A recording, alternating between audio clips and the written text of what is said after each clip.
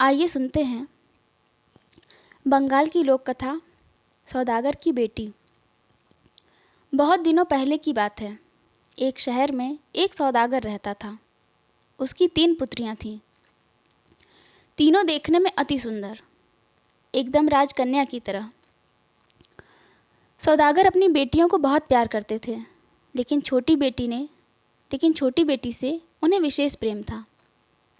एक बार सौदागर व्यापार के सिलसिले में विदेश जाने लगे तो तीनों बेटियों से पूछा कि वे उनके लिए क्या लाएं। बड़ी बेटी ने कहा, मुझे चाहिए एक सोने की थाली। मझली बेटी ने कहा, मुझे चाहिए एक सोने का पंखा। छोटी बेटी बोली, मुझे एक सोने का सेब चाहिए। व्यापार कार्य करने के बाद सौदागर जब लौटने लगे तब बड़ी बेटी के लिए सोने की थाली, मझली बेटी के लिए सोने का पंखा लेकर आए, पर उन्हें कहीं भी सोने का सेब नहीं मिला। दोनों बेटी अपनी इच्छित वस्तु पाकर खुश हो गईं। सोने का सेब नहीं मिल पाने के कारण छोटी बेटी लेकिन दुखी नहीं हुई।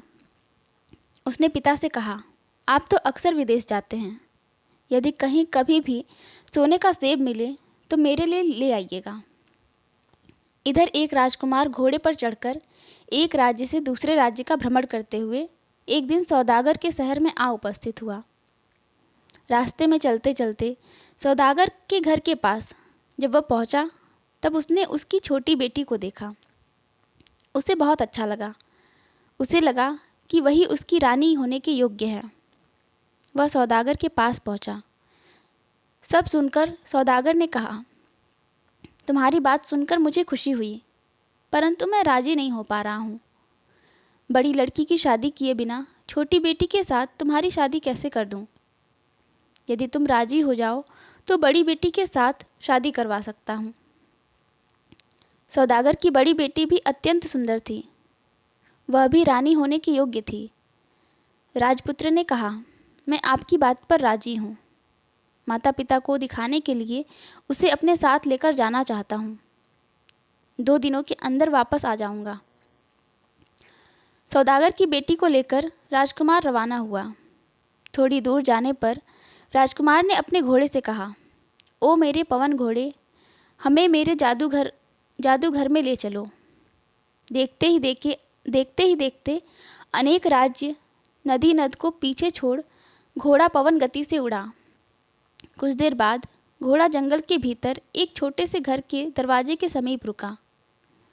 घोड़े की पीठ से उतरकर राजकुमार लड़की को लेकर घर के अंदर चला गया। घर के अंदर के कमरे अत्यंत सुसज्जित थे। एक कमरे में एक आसन पर उसे बैठने को कहा।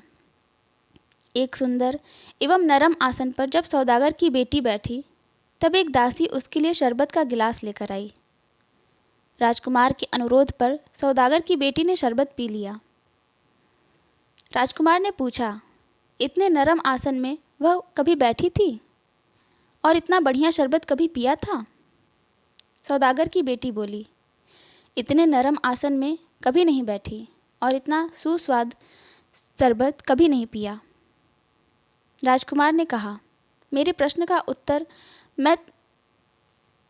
के उत्तर में तुमने जो कहा है उस तरह का उत्तर रानी होने योग्य लड़की के मुख से कभी नहीं निकलेगा। तुम रानी होने के योग्य नहीं हो।